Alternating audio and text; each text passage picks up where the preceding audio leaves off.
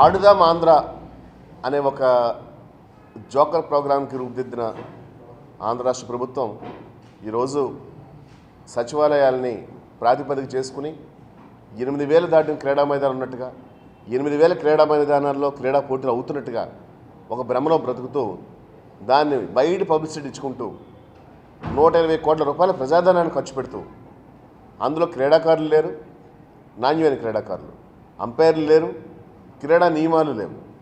ఇది కేవలం వచ్చే 45 రోజుల సమయంలో మధ్యలో సంక్రాంతి, పండగలు, తీర్థాలు, ఉత్సవాలు వస్తాయి కాబట్టి ఆ సమయంలో మీ పార్టీ గుర్తు, మీ పార్టీ మనుషులు, మీ పార్టీ క్యాపులు, జెర్సీలు, వికెట్ల మీద, బ్యాట్ల మీద మీ పార్టీ లోగోలుని ప్రజల్లోకి డిస్ప్లే చేసుకోవడానికి తప్ప వాస్తవంగా క్రీడల పట్ల మీకు ఎటువంటి అభిమానం లేదు, క్రీడలు ప్రోత్సహించాలని ఎటువంటి ఆలోచన మీకు లేదన్న విషయం ప్రజలందరికీ జాడీగా తెలుసు.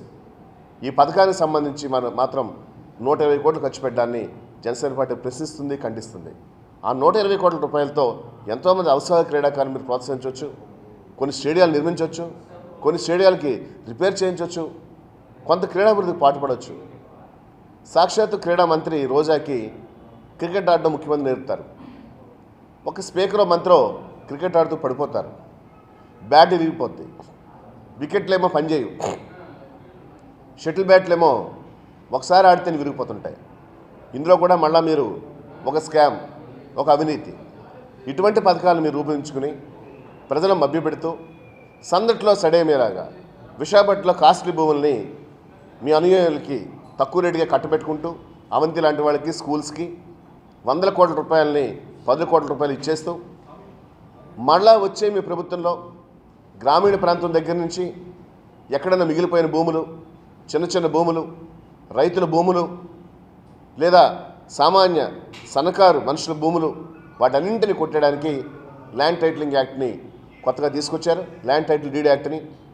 దీని సాక్షాత్తు చాలా నిష్ణాతుల న్యాయకోవిదులతో పాటు సామాన్య న్యాయవాదులు కూడా దీన్ని వ్యతిరేకిస్తున్నారు. వారి స్వలాభం కోసం కాదు. దేన్ని వ్యతిరేకిస్తున్నారంటే సివిల్ కోర్టులో ఉన్నప్పుడే న్యాయం ఆలస్యమైన చాలా సందర్భాల్లో ప్రజలకు న్యాయం జరుగుతుంది. ఈ వైసీపీ ప్రభుత్వంలో గత 4 సంవత్సరాల కాలంలో కొన్ని 100 సార్లు కోర్టులో ముట్టికాయలు దెబ్బతిన్నా కూడా ప్రభుత్వంలో ఎటువంటి చలనం లేదు. దున్నపోతుగా వర్షం పడినట్టుగా వాళ్ళు నచ్చినట్టుగా చేసుకెళ్తున్నారు. కోర్టు అభిశంసలు పట్టించుకోలేదు. మరి ఈ సందర్భంలో ఒక ప్రభుత్వ అధికారిని అపాయింట్ చేసి ఆయనే టైటిల్ కన్ఫర్మ్ చేయాలంటే మరి ఏ స్థాయిలో వచ్చే ప్రభుత్వం పొరపాటున ఆంధ్ర రాష్ట్ర ప్రజల దురదృష్టవశాత్తు వైసీపీ ప్రభుత్వం వస్తే ఎటువంటి విధ్వంసం వస్తుందో ఊహించుకుంటేనే న్యాయవాదుల నుంచి, న్యాయ కోవిదుల నుంచి, రాజకీయ నాయకుల నుంచి, ప్రతిపక్షాల నుంచి సామాన్య ప్రజల వరకు ఒక భయానకమైన వాతావరణం ఇవాళ సమాజంలో ఉంది.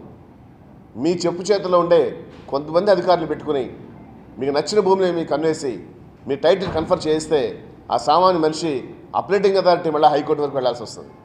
హైకోర్టుకు వెళ్ళే శక్తి ఉంటుంది కాబట్టి మీరు సెటిల్ చేసేసుకోవచ్చు.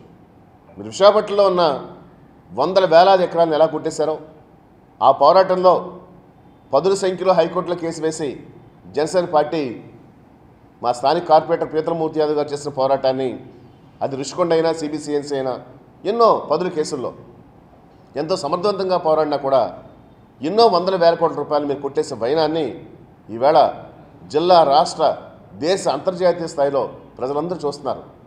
అందరూ ఆశ్చర్యపోతున్నారు.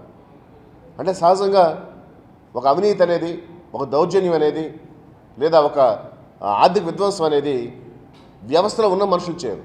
వ్యవస్థ దాటిన మనుషులు చేస్తే వాటిని వ్యవస్థను కంట్రోల్ చేస్తాయి, శిక్షిస్తాయి.